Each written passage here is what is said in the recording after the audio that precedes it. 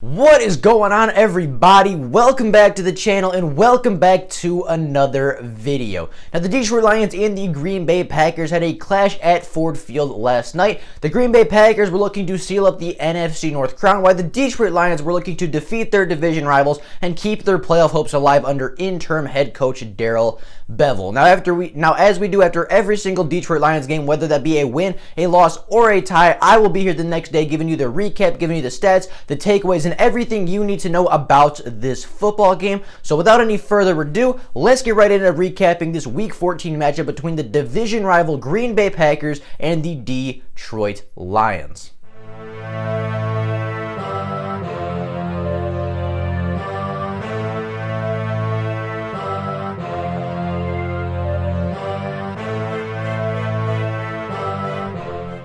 Now, unfortunately enough for the Detroit Lions, they did end up losing a very close and very, very tough game to the Green Bay Packers. The Green Bay Packers did seal up the NFC North crown, while the Detroit Lions essentially fall out of playoff contention. Mathematically, they're still in there. Mathematically, they are still playing for a playoff spot, but this win makes it very, very, very unlikely that we will make it. And at this point, although we saw a very good performance from the Detroit Lions and a very, very strong effort versus a great Green Bay Packers team, at this point it seems very unlikely, and the Detroit Lions will have to play flawlessly along with getting some help at this point to make it to the playoff race and make it into that final wild card spot.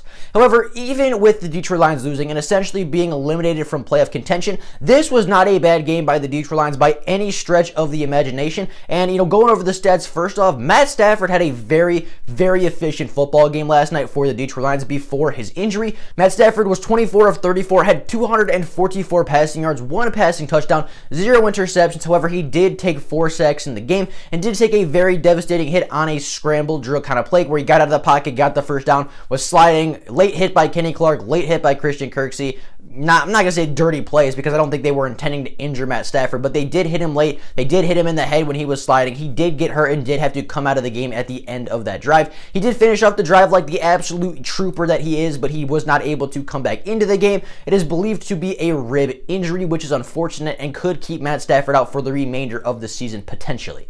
Now, as I said, Matt Stafford, when he was playing, when he was in the game, was very, very good. He was decisive, he was fast, he was sharp, he was precise, he was accurate. Like, he had a very, very good football game. Had 1 or 2 throws that he wished he could have back. Obviously that one to Marvin Jones where he was fading away, had to flick it a little bit. Very makeable throw for Matt Stafford. Again, a throw that I expect him to make, but a missed throw nonetheless. And if he had hit that throw, the Lions probably win the football game because that is a touchdown. If Marvin Jones connects on that, that is a touchdown. He is walking into the end zone. It was a tough throw for Matt Stafford. I don't blame him too much on it, but Matt Stafford, apart from 1 or 2 decisions or throws, had a very, very good, very precise, and very accurate football game for the Detroit Lions.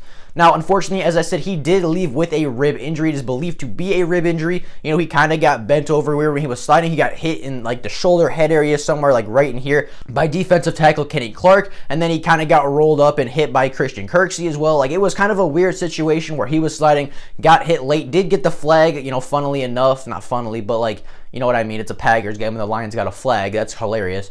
But, Matt Stafford was injured. He did have to come out after the end of that drive and did not return to the football game. Backup quarterback Chase Daniels did step in for the remainder of the game. Didn't play horribly, had a couple nice throws, had a couple nice completions, but at the end wasn't able to quite amount to anything spectacular. Moving over to the rushing attack, the Detroit Lions rushing attack was much more productive than the stats would imply. DeAndre Swift had 7 carries for 24 yards and a touchdown. However, his impact was far greater than 24 yards and a score. I mean, you could see it, the play action, just every time he touched the ball, it seemed to be a positive gain. It seemed to be a positive yard. And, he got 7 carries for 24 yards, but he only had a long of 5 yards on a single run. So, he was very consistent over and over and over again. It's not like he had one, obviously 24 yards isn't a big run, but he was consistently getting 4-5 yards a touch. And I wish he had gotten more carries, but again, he's coming out of concussion protocol. He's coming off an illness, hasn't played in a couple weeks, might not be the most conditioned guy out there at the moment. moment. So I understand why he might not have gotten as many touches as we'd like to see from him,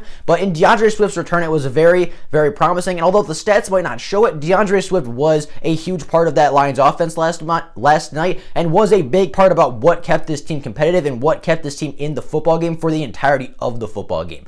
Now, Kerryon Johnson also got it in the end zone on a very tough goal line run. I believe it was like a 1 or 2 yard touchdown, but he powered through. I mean, he ran through 3 or 4 guys for that touchdown. Same on DeAndre Swift's touchdown. Like, you can see the power in these running backs. You can see KJ run straight through people and will his way into the end zone pretty much. I mean, you saw DeAndre Swift carry 3 guys into the end zone on his touchdown run. They were very good, very powerful, very determined running backs last night. And although the stats might not show that we had a great rushing performance, you know, the field and watching the actual football game would tell you differently, because running backs Kerryon Johnson, DeAndre Swift, and Adrian Peterson had a huge impact on the game last night. Again, even if the stats might not have shown it. Moving on to the receiving side of the football, moving over to the receivers and what they were able to accomplish. Danny Amendola, the $6 million slot receiver, led the team in receptions and yards last night, as Danny Amendola had 6 receptions for 66 yards. Marvin Jones had 4 receptions on the night for 48 yards. He had one that he caught, 100% caught inbounds. They didn't call it. It was an amazing diving catch, acrobatic catch. Shout out to Marvin Jones for that, because that might have been the best catch I've ever seen, or might be the best catch I've seen out of the Lions. You know, that might be that is the best catch a Detroit Lions receiver has made in a very, very long time. And it wasn't called a catch, but everybody deep down knows that it was a catch. Even Dean Blandino said that that is a catch.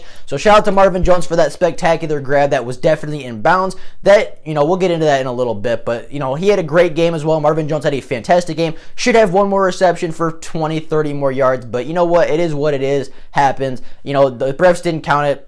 You know, we'll get into that in a little bit. Hockenson had a very good day of his own, having 6 receptions, tied for the lead on the team for 48 yards and a touchdown. Again, I felt like TJ Hockenson had more of an impact than 48 yards and a touchdown. Obviously, 48 yards and a touchdown is a good performance for a tight end. 6 receptions is a good performance for a tight end, but I felt like he was a bigger weapon. I felt like he was a bigger threat throughout that whole football game. And, you know, very similar to DeAndre Swift and the running backs, you know, TJ Hockenson was a huge weapon. He was really, really a big part about how the Detroit Lions were able to score, how the Detroit Lions were able to move the football. And although the stats might not indicate he had a great game, you could just tell by watching the football game, TJ Hockenson was one of their biggest concerns, and he dictated a lot of what the Packers defense did last night. Now, getting on to the defensive performance by this Detroit Lions unit, it was not a spectacular performance, but it was about what we could expect from the Detroit Lions versus the Green Bay Packers. Aaron Rodgers had 290 passing yards and 3 passing touchdowns. Very good day for Aaron Rodgers, but not as bad as it could have been. I've seen worse from the Lions defense, so I will take 290 and 3 touchdowns.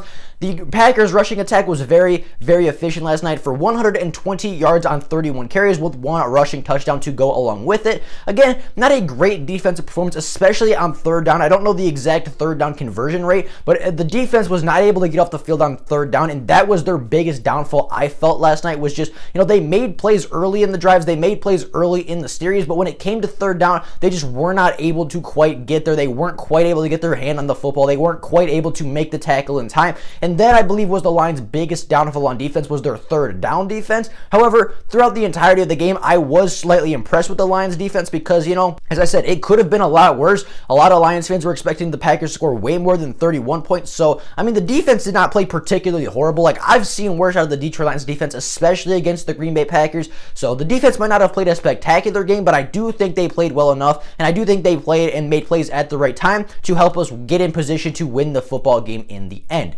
Now, I don't usually shout out the special teams, but I thought the special teams had a phenomenal performance last night. Matt Prater was 100% on field goals and extra points. Jack Fox was bombing the kicks. He was doing a really, really good job. Jamal Agnew had a huge return late in the football game, 71 yards to set the Lions up in real good position to have a drive to get right back in the football game. The Packers scored. They kicked it to Jamal Agnew, 71-yard return down to like the 30, something like that. Big return for the Detroit Lions. Ended up in a field goal, and we couldn't quite punch it in the end zone, but still, great return by Jamal Agnew, showing that speed and explosiveness. You know, the onside kick, the, you know, controversial onside kick, you know, that was a great effort by Miles Kilbur, great formation by Braden Coombs, great execution by the Detroit Lions. I think he was in. I think they recovered the onside kick very, very successfully, and I thought it was a very well executed onside kick, but the refs did not see it that way, and it was a very close and controversial call, as I said. However, I still want to shout out the special teams because they played their butts off. They played real good coverage. They had really really good kickoff teams. They had really good punt coverage. They had really good punts, and obviously a really good return by Jabal Agnew, and a very borderline, very controversial onside kick recovery as well that I'll give to Miles Killebrew, because my God, he showed so much effort and so much heart on that play, and so did the entire Detroit Lions team, that I'm going to give it to him. I think that was still a phenomenal play. Good draw up, good execution by the Lions, and if the refs were even a little bit awake, if the refs had even a little bit of 20/20 vision, if they could see even 5 feet in front of their face, they would have seen that that was an onside recovery, but I digress. Moving on to the takeaways from this game, moving on to the major takeaways from last night's footballing contest.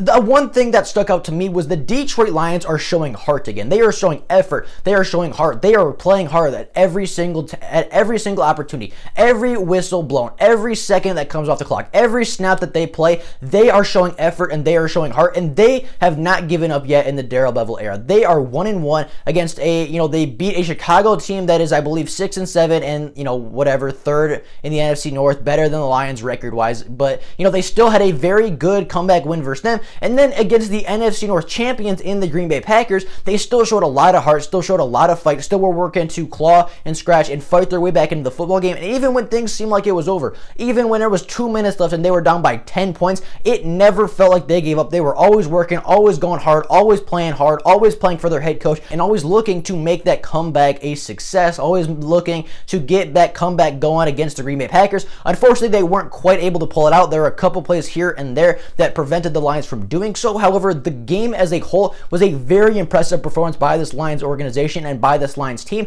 and I could not be prouder of this team and of this organization for the effort that they put on the field last night. And again, it came down to a couple key plays here and there, and a couple inconsistent calls, and a couple of very questionable calls by the referees that really held this Lions team back from upsetting the Green Bay Packers and keeping their playoff hopes alive, as well as gaining a spot on the division leading Packers. Now, speaking of those missed calls, there were a lot of missed calls, and I do not like to blame the referees for Detroit's failures, but last night there was a lot of questionable, a lot of suspect calls by the referees, and it's very convenient how every time we play the Green Bay Packers, there's some kind of controversy with the refereeing. There were 2 games last year where there was controversy with the referee.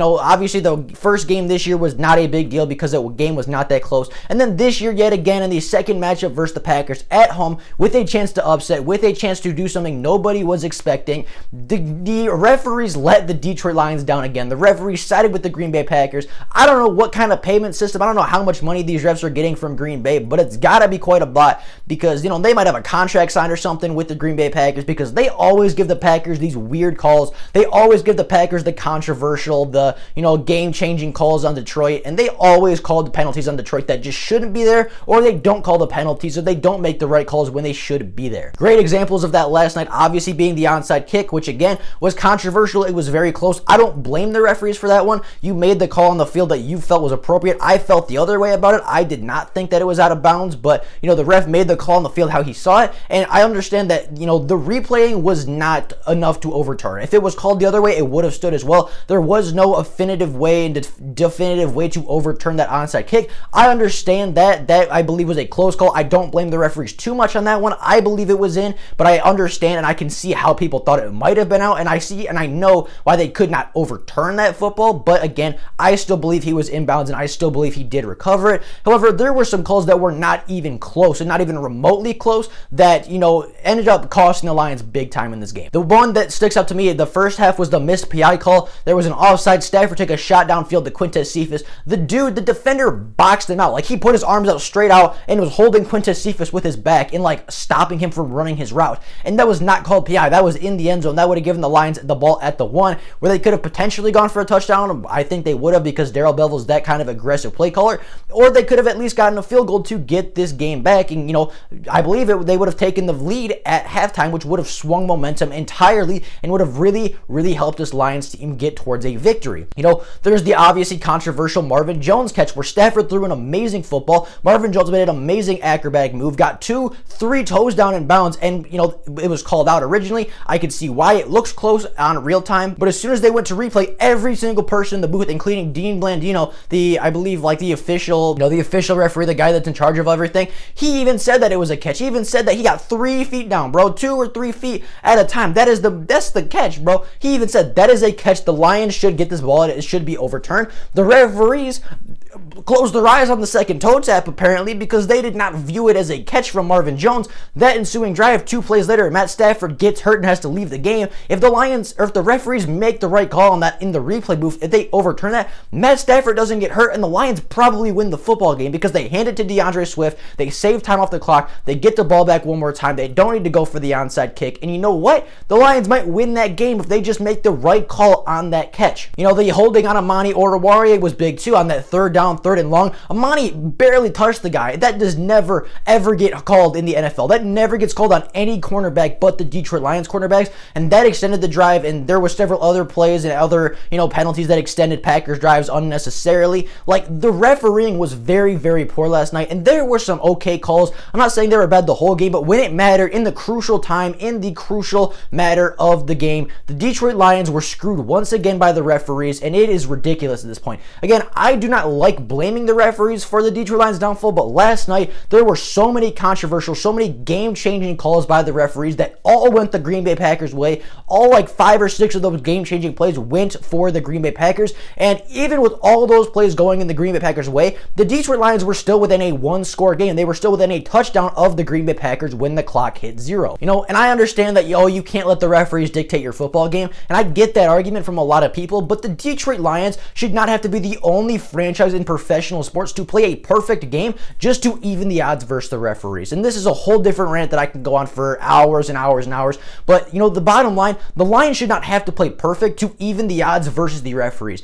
They should not have to play a flawless game just to even the odds so that the referees can't screw them over. The Lions are the only franchise that have to use this excuse. The Lions are the only franchise that get told, well, if you just played better, the refs wouldn't have mattered. Why are we the only team that has to live up to that standard? Why are we the only team that gets told if you played a better football game, the refs can't do that to you? Every other game, every other team, if the refs make a bad call, it's in the media for weeks that, oh, this team should have won. Oh, this team should have got the call. Oh, this and this and that. The New Orleans Saints game, that, huge controversial pass interference call, that was, went on for months and months and months, and even went into the next season and had a whole rule change for them. And, the Detroit Lions, I don't know, man. The Lions, the refs don't like us. They love the Packers. I guess that's the final verdict on that. But, again, I could go on for hours and hours about that. But to keep it short and simple, the Lions were screwed by the referees yet again. I don't like the argument that we have to play perfect because we shouldn't have to play perfect to just even the odds. The refs screwed us in this game. It was not a good football game for the referees, and somebody needs to get fired or fined for this on the refereeing crew. Now, even with all that being said, though, the Detroit Lions still played a very good game, as I said. They still kept it very, very close. They were still in it till the very end. They were fighting, they were scratching, they were clawing. They were looking for that one big play to turn momentum and to flip the game on its head. Unfortunately, that big play did not come. It came last week. It didn't come this week. So, you get some, you lose some, you win some, you lose some. It happens. I understand that. Still a very good game by the Detroit Lions. Still a very, very good game plan, a very good execution by this Lions team. And again, I think in this game, they proved that they are back. They proved that this Detroit Lions team can compete with anybody. They were like that in the Jim Caldwell era, where they can compete with anybody, and if you're not ready, you could lose to this Lions team. Matt Patricia's system, it wasn't that way, but I think the Lions proved last night that they are back in that system. They are in that, I guess, ideology. They're back in that system where if you don't prepare for this Lions team, they are going to eat you. If you do not prepare, if you are not ready for this Detroit Lions franchise in this organization, they will beat you on any given Sunday. I don't care if you're the Kansas City Chiefs or the New York Jets. Like, if you do not prepare for the Lions, they will win the football game, and that wasn't the case under Patricia. I believe that is the case yet again under Darrell Bevell. With all that being said, though, that is all I got for you guys today.